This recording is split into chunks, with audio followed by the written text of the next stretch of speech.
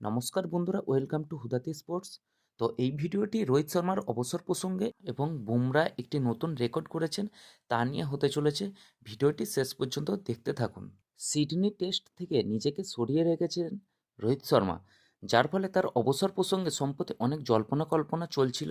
তবে শনিবার রোহিত শর্মা নিজেই স্পষ্ট করে জানিয়ে দিয়েছেন যে তিনি এখন অবসর নেওয়ার কোনো পরিকল্পনা করছেন না।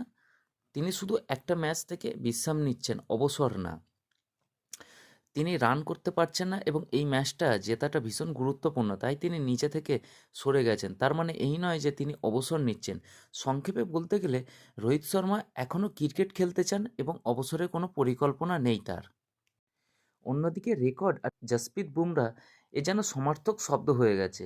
সিডনিতেও তার ব্যতিক্রম হলো না। দ্বিতীয় দিনে মার্নাস লাবুসেনকে ফিরিয়ে দিয়ে ফের নজির গড়লেন তিনি।